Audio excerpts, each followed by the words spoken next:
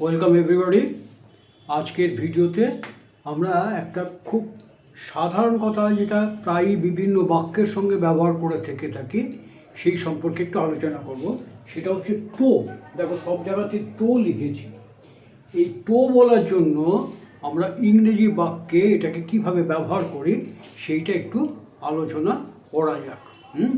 তো না থাকলে একরকমভাবে হয়ে যায়, আর তো থাকলে সেটা আবার অন্য রকমভাবে আমরা বলে থেকে থাকি। যেমন উদাহরণস্বরূপ দেখো, শ্যামল তো কালকের ছেলে।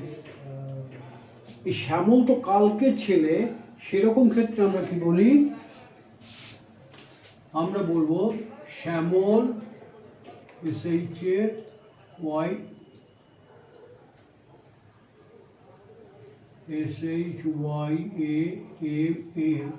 শ্যামল is a boy of yesterday. এই আমরা বলি Shyamal is a boy of yesterday. এই তোটার জন্য আমরা যেটা ব্যবহার করি সেটা আমরা বলি Shyamal is but a boy of yesterday.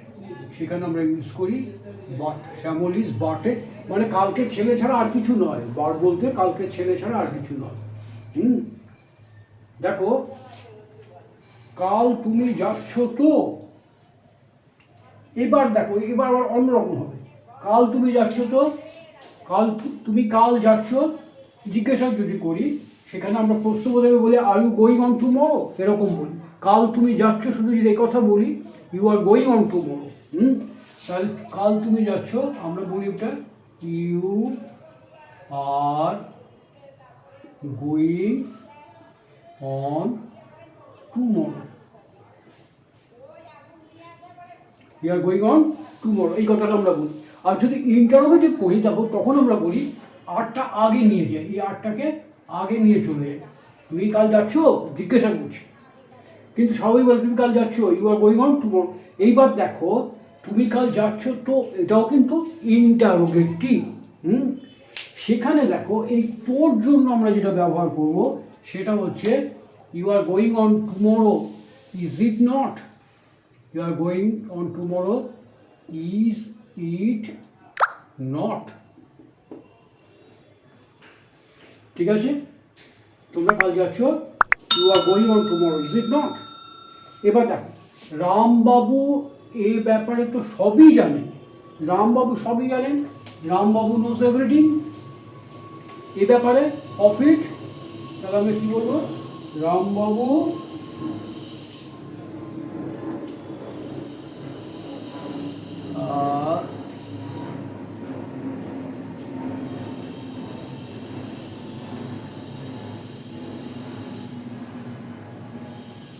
আমি দেখো, এই তো বাদ দিয়ে আমরা সেন্টেন্সটা কিভাবে করি, তারপর তোর জন্য আমরা কি ঢোকাই সেইটা খেয়াল করে দাও। রামবাবু তো সবই জানে।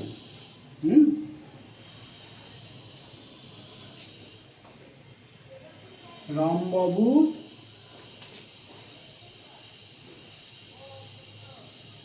knows everything of it. রামবাবু এবারে সবই জানেন, রামবাবু নোজ এভরিথিং অফ ইট। এই তোর জন্য আমরা কি করব, সেখানে আমরা বলবো রামবাবু নোজ ইট টু ওয়েল। এই কথাটা ব্যবহার করব, ঠিক আছে? তারপর দেখো, কিছু মনে না করেন তো আপনাকে একটা কথা বলি। I will tell you something, আমি আপনাকে একটা কথা বলবো। কিছু মনে না করেন, হ্যাঁ, if you do not mind. এই তোর জন্য আমরা বলবো ইফ ইউ ডোন্ট মাইন্ড। দেখো, আপনাকে একটা কথা বলি, I will say you something, I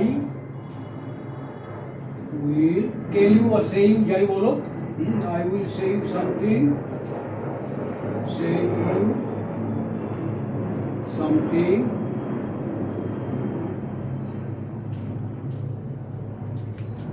কিছু মনে না করেন তো। এই তোর জন্য আমরা যেটা ব্যবহার করলাম সেটা হচ্ছে if. If you if you do not mind.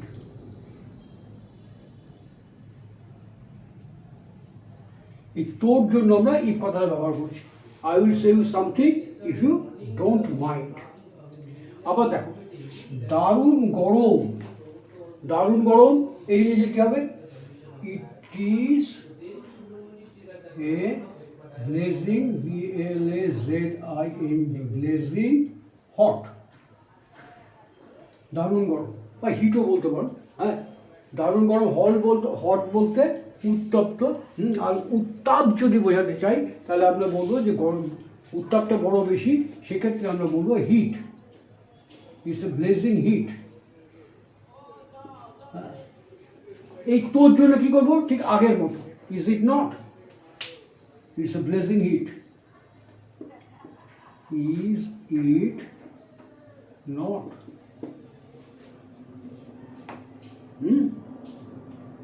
তোমাদের তো বলিনি, তবে রাগ করছো কেন? তবে রাগ করছো কেন? Why are you getting angry, why do you get angry, দুরকমভাবে বলতে পারো। Why are you getting angry অথবা why do you get angry. তাহলে তোমাদের বলিনি, I have not told you, I have not told you, I did not tell you, I did not say you, ওরকমভাবে হতে পারে সিচুয়েশন অনুযায়ী। Tense আমরা সেরকমভাবে করবো। তাহলে এখানে আমরা কী হবে দেখো, তোমাদের বলিনি, I have not told you.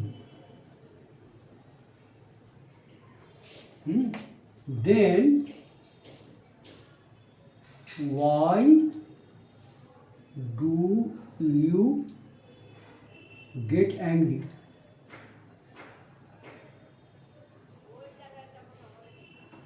তোমরা রাগ করছো কেন? তোর জন্য কি বলবো? তোমাদের তো, সেক্ষেত্রে আমরা কি বলবো? সেক্ষেত্রে এটা যে চেঞ্জ হয়ে যাচ্ছে সেটা হচ্ছে এখানে আমরা বলবো ইট ইজ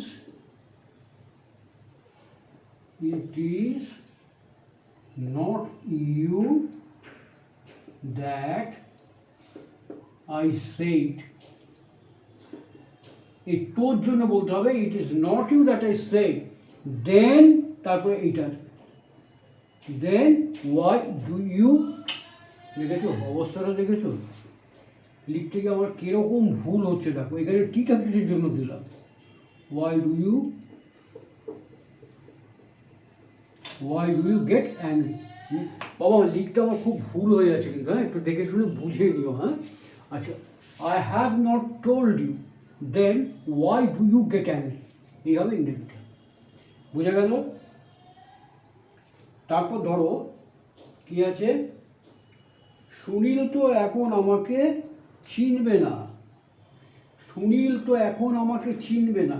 সুনীল চিনবে না, চেনা ইংরেজি কি? রেকগনাইজ।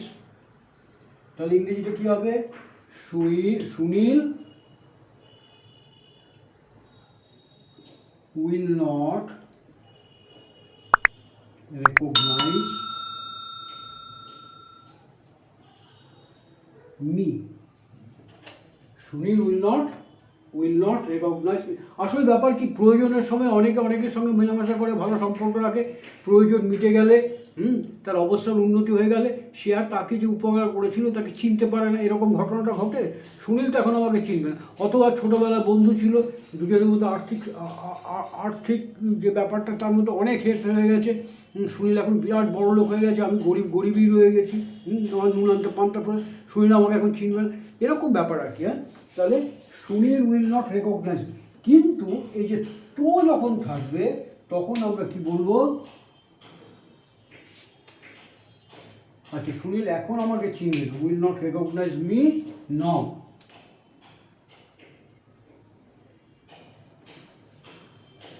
এখন আমাকে চিনবে না, Sunil will not recognise me now. আচ্ছা, এইবার এই যে এই তোর জন্য আমরা কি ব্যবহার করব?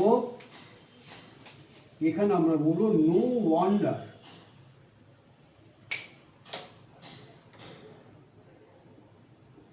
নো ওয়ান্ডার, ওয়ান্ডার মানে অবাক হওয়া।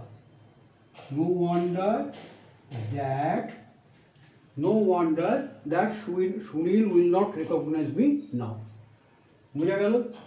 আচ্ছা, তারপর দেখো সমাজসেবক তো মহিমবাবু, আর সব তো ধাপ্পাবাজ। প্রকৃত আমরা কি একটা সোশ্যাল ওয়ার্কারের কথা বলছি, তাহলে সমাজসেবক যদি কেউ হয় সে তো মহিমবাবু, আর সব ধাপ্পাবাজ। সেরকম মহিমবাবু সমাজসেবক তো মহিমবাবু, মানে মহিমবাবুই সমাজসেবক, আর সবাই ধাপ্পাবাজ। সেখানে কী হবে, এই তোর জন্য আমরা কী বলবো, দেখো মহিমবাবু সমাজসেবক, সেই ইংরেজিটা কী হয়, মহিমবাবু ইজ এ সোশ্যাল ওয়ার্কার। আচ্ছা, আমি এটাকে মুছে দিচ্ছি, এটা অন্য জায়গায় লিখবো, উত্তর জানো তো বলো, এটা পরে লিখবো। দেখো বলছি মহিমবাবু তো সমাজসেবক, আর সব তো ধাপ্পাবাজ। মহিমবাবু সমাজসেবক ইংরেজিতে কী হবে, মহিমবাবু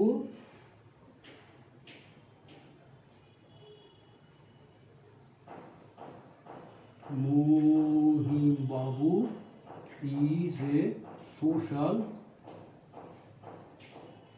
worker.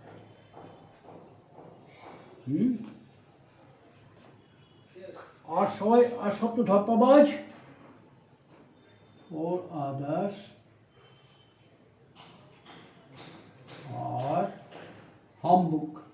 এটা তোমাদের আগে একদিন বলে দিয়েছি, ধাপ্পাবাজ যে ভান করে, হ্যাঁ এরকম। তাহলে এখানে এই তোরটার জন্য কি ব্যবহার হবে, এখানে আমরা যেটা ব্যবহার করব সেইটা হচ্ছে ইট ইজ ট্রু। আমরা বলবো it is true that Mahimbabu is a social worker, but all others are humbug. এখানে একটা জিনিস খেয়াল করে দেখো, বাট মানে কিন্তু হয়, বাট মানে ছাড়াও হয়। এখানে বাট বলতে আমরা যেটা ব্যবহার করেছি কিন্তু। আবার এখানে দেখো, এখানে কোথায় বাট লিখলাম, Shyamal is but a boy of yesterday. এই বাটটা কিন্তু ছাড়া নয়, হ্যাঁ ছাড়া আর কিছু নয়। আর এখানে বাট মানে হচ্ছে কিন্তু, বুঝা গেল? এইবার দেখো এখানে কি লিখেছিলাম, উত্তর জানো তো বলা আছে, পরে করছি। দেখো